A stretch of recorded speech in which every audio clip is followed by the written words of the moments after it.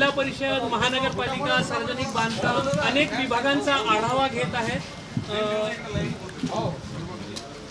मार्चमध्ये महाराष्ट्र सरकारचं बजेट आहे आणि बजेटपूर्वी नागपूर जिल्ह्यातले जिल्हा परिषदेमधले आणि आमच्या नागपूर विभागातले जे जे काही महाराष्ट्र सरकारकडे जे कामं आम्ही प्रस्तावित करतो त्याचं बजेट केलं पाहिजे।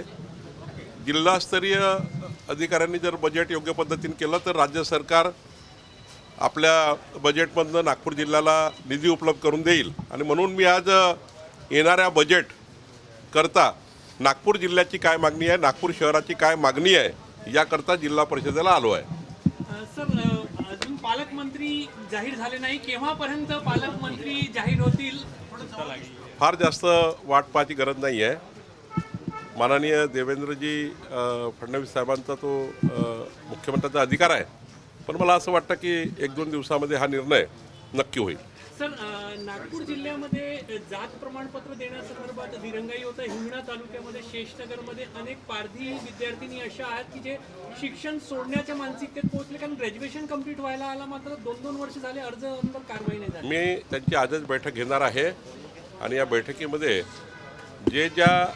ज्या अधिकाऱ्यांनी पारधी समाजावर जाणीवपूर्वक कास्ट सर्टिफिकेट देण्याकरता अन्याय केला असेल त्यावर निश्चित कारवाई मी करणार आहे। दिरंगाई केली असेल काही अधिकारी? कारवाई करणार आहे। सर, तत्कालीन कृषी मंत्री धनंजय मुंडे यांच्या कार्यकाळामध्ये कृषी विभागातले काही धोरण बदलवले आणि त्यावर आता हायकोर्टानं सरकारला जबाब देखील विचारलेला नाही। उच्च न्यायालयामध्ये जेव्हा एखादी कुठली केस होते किंवा पिटिशन होते तेव्हा उच्च न्यायालय सरकारला जे काही बाबी विचारतात सरकार योग्य वेळी त्याचे योग्य उत्तर देत असतं। मला वाटतं की सरकार या ठिकाणी जे काही धोरण बदललं असेल किंवा जे काही काळाची गरज असेल सरकार त्याचं उत्तर देईल। सर, ये बताएं कि कल भारतीय जनता पार्टी और संघ की एक महत्वपूर्ण बैठक होने वाली है, मंत्रियों की किन विषयों पे होगी और संघ के तरफ से कौन रहेगा, सरकार के तरफ से क्या मुख्यमंत्री के साथ साथ कौन रहेगा? हमारे विचार परिवार के सारे अधिकारी होते हैं जो हम लोग जो सरकार में चुन के आने के बाद हमारा दायित्व होता है कि आदिवासी विभागों में, सामाजिक न्याय के विभागों में, शैक्षणिक विभागों में ये सारे विषयों पर सरकार का जो भी प्रश्न है समाज के वो प्रश्नों को लेकर एक चर्चा होती रहती है। हर 3-4 महीने में एक बार ऐसी चर्चा होती है। तो ऐसे ही एक हमारे सारे मंत्रियों का परिचय होगा, हमारे सारे मंत्रियों के विभाग में क्या क्या जनता के लिए कर सकते हैं, समाज के लिए कर सकते हैं, आखिरी आदमी के लिए कर सकते हैं, जहाँ अभी भी सरकार पहुँची नहीं वहाँ सरकार कैसी पहुँचाई जाए, इसके लिए भी एक निश्चित कार्यक्रम बनता है। तो मुझे लगता है ये बहुत मार्गदर्शनपूर्ण बैठक होती है। इसमें जो मार्गदर्शन मिलता है ये समाज के लिए और राष्ट्र के लिए हितकारक होता है। सर, विपक्ष कह रहा है कि महापालिकेच्या दृष्टीने फार महत्त्वाची ही बैठक समन्वय बैठक मानण्यात येते, कारण की अशा बैठकी विधानसभेत पूर्वी पण झालेल्या होत्या सगळ्या। महानगरपालिकेच्या स्थानिक स्वराज्य संस्थेच्या निवडणुकीची उद्याच्या बैठकीचा काहीच संबंध नाही आहे। सरकार आल्यानंतर आमच्या मंत्र्याचा परिचय, त्या ठिकाणी पुढचे आम्ही जो मॅनिफेस्टो दिला होता, जाहीरनामा दिला होता, त्या जाहीरनामाबद्दलचा काय टाईमलाईन आहे, काय कार्यक्रम आहे आमचे, ही सारी चर्चा होतं आणि शेवटी या चर्चेचा अर्थ एकच आहे की आम्ही जी जनतेला वचन दिलं आहे ते वचनपूर्ती कशी करावी, लवकरात लवकर व्हावी याकरता थोडी चर्चा होतं।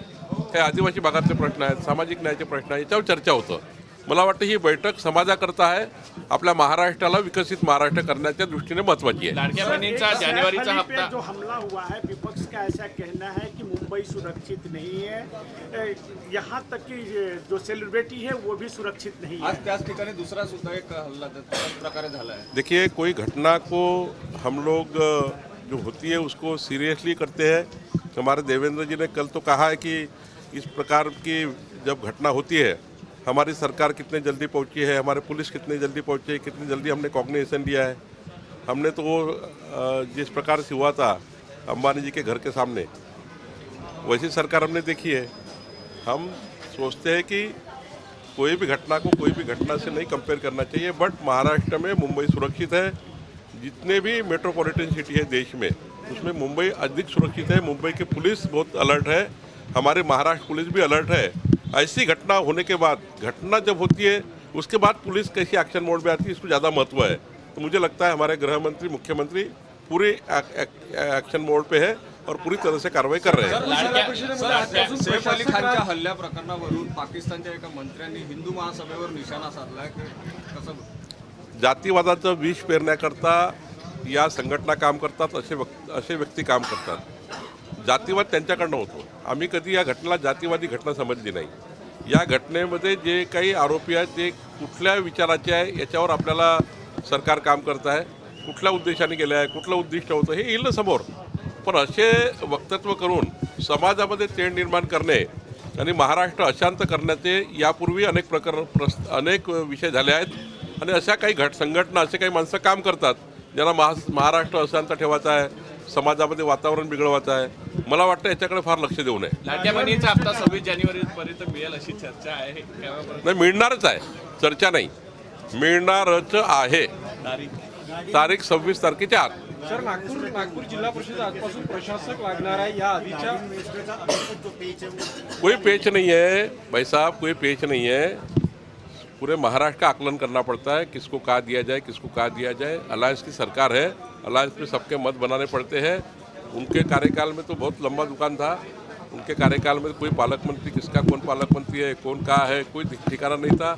जहाँ पालक मंत्री वहाँ सरकार नहीं, सरकार है तो पालक मंत्री नहीं, दोनों है तो प्रशासन नहीं. ऐसा काम चला है महाविकास आघाड़ी का. तो हमारी सरकार जल्दी ही करेगी और ज़्यादा देर नहीं लगेगा. देवेंद्र जी आजकल में निर्णय करेंगे. सर ये बताएं कि बीड जिल्ह्यामध्ये वेगवेगळ्या गुन्हेगारीच्या घटना थांबवते. पुन्हा आज गोळीबाराची घटना अंबेजोगाईमध्ये घडली आहे. मर्डरच्या घटना वाढत आहेत. तिथे बीडमध्ये कायदा सुव्यवस्थेची समस्या वेगळ्या पद्धतीने डोकं वळत नाही, ज्या पद्धतीने आत्तापर्यंत कारवाई झाली आहे त्या पद्धतीची कारवाई फार मोठी आहे. अनेक ज्या ठिकाणी गन लायसन होते त्या गन लायसनवरही त्या ठिकाणी कारवाई झाली आहे. आणि पुढच्या काळातही असे गोळीबार करणारे लोक आता फार नाही आहेत. मला वाटतं देवेंद्रजींनी त्याच्या पूर्ण दखल घेतली आहे.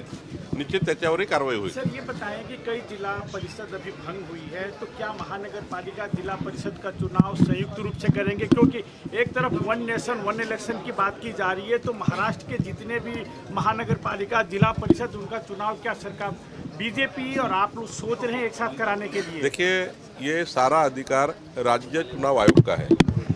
सरकार को जो वहाँ पर राज्य चुनाव आयोग को जो सपोर्ट करना चाहिए कि चुनाव लेने के लिए क्या क्या हमारे कलेक्टर्स, हमारे सारे प्रशासन वो सारा तैयार है. जब भी सुप्रीम कोर्ट का रिजल्ट आ जाएगा उसके बाद सारी तैयारी करेंगे. मुझे राज्य चुनाव आयोग तो करना ही पड़ेगा क्योंकि चुनाव तो लेना ही पड़ता है. तो सुप्रीम कोर्ट के रिजल्ट के लिए रुका हुआ है.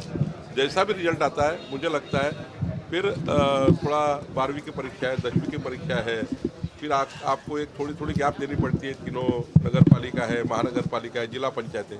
लेकिन हमारा सबका ये मानना है कि सुप्रीम कोर्ट का जैसा निकाल आ जाएगा तो राज्य चुनाव आयोग जो होगा वो राज्य चुनाव आयोग जल्दी ही थोड़ा इस पर टाइमलाइन में चुनाव करे, ये हमारी उनको विनती रहेगी.